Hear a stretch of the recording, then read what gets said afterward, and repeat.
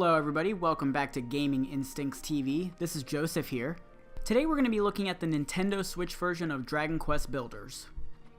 Admittedly, the combination of Dragon Quest and building never seemed too intriguing to me. When Dragon Quest Builders first released in 2016, I recall rolling my eyes, thinking this was just another weird cash grab aimed towards kids. While the correlation of this and kids is fair, I was proven wrong and realized that not only was I intrigued, I had a decent time with it. With the recent release of the Nintendo Switch port of the PS4 version, all of my creations could be taken on the go. It seems like many games suit the Switch nicely, Dragon Quest Builders included. Dragon Quest Builders is an RPG where creation and building are the focal points. In addition, exploring an open world and gathering resources to craft better, more useful items is a driving force. It's clear that Square Enix drew many inspirations from other games of the same genre, so jumping into this feels all too familiar. Perhaps slapping the building mechanic on anything would sell, but having an established IP certainly makes it better, at least commercially. As someone who isn't familiar with Dragon Quest, I didn't have much of a connection to this game beforehand. Being creative and building is something that I do connect with, and that's what grabbed me in Builders. After the tutorial, players are thrown into the world to gather resources, fight enemies using light combat, recruit villagers, craft items, and most importantly, build. The game starts off simple enough, but complexity ramps up quickly as quests are completed. Many players will be familiar with the formula of gathering parts in the environment and bringing them back to the base to expand. It's a loop that hooked me despite feeling like the design was missing something. The quests give the game direction, but they aren't as satisfying as one would hope. Many times exploring the world is better than the reward received for completing the quests. It's an odd issue, but having some direction is better than none at all. Still, quests like these made me wish they were more fleshed out. Most of them felt like fetch quests, which don't necessarily contrast with the idea of building, but still leave a lot to be desired. Tasked with the role of rebuilding the village discovered in ruins, the player must use blocks to create rooms and buildings which level up the base. Unlike many RPGs, Dragon Quest Builders has the player leveling up the base instead of the character. This is a welcome mechanic because it creates focus on building rather than combat. That being said, combat takes a back seat in this game, which is fair considering Builders is in the title. Focused mostly on one-button attacks, the game feels almost unfinished. There's a spin attack that is unlocked shortly into the game, but I often found myself sticking to the main attack. There isn't even a way to block or counter, so enemy attacks would always land if the player was in range. It's frustrating because many of the quests involve combat, but I never wanted to engage enemies because of the lack of polish. I almost wish that the combat would have been totally removed or that it was fleshed out more.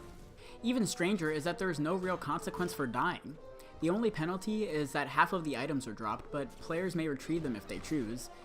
It's a strange amalgamation of feelings because on one hand, combat is barely functional, but there isn't much need to worry about death. It's as if the developers ran out of time when creating the combat death system, a noticeable flaw in the game. Above all else, there are some issues when traveling throughout the levels. The poor excuse for a map in Dragon Quest Builders hindered me to the point of having to look up the location of many items throughout my journey. The downside of the map is that the player cannot scroll past a certain radius, making distant destinations impossible to track. There is no other way to locate where the destinations are, causing much frustration when attempting to complete quests. Perhaps this was a way for developers to encourage less reliance on the map, having the player focus more on exploration. It's a missed mark considering I had trouble finding items half the time. The main fun and arguably the most addicting part of Dragon Quest Builders is the sandbox portion. Watching a construction come to life with the limits of only one's creativity is oh so satisfying. At first, there was confusion with how the base building worked, but after that hump was overcome, the gathering and building loop was a blast. Having the village rely solely on the player to find resources and expand gives a sense of responsibility that most games don't have. That structure is there because of you. Something about that kept me going, and seeing my village turn into a huge structure made this hard to put down. Even on a smaller scale, the item crafting had me satisfied as well. Looking at what ingredients were needed for a particular piece of armor or food had me excited to go out and explore. Food plays an integral part, as the player's hunger meter constantly depletes. As bad as that sounds, it rarely caused any problems since food is plentiful in the land. The game also rewards the player for recruiting other villagers. Once far enough in the story, these villagers will craft items of their own volition as well as fending off enemies that attack the base. The base defending is another interesting idea with Dragon Quest Builders. Every so often, a swarm of enemies attacks the base, and the player and villagers must defeat all of them to proceed.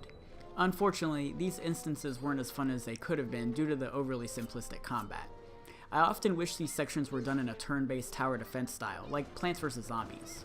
After clearing Chapter 1, the game gives the player access to free mode, where the world can be explored without having to worry about objectives. Something for fans that don't need direction when playing.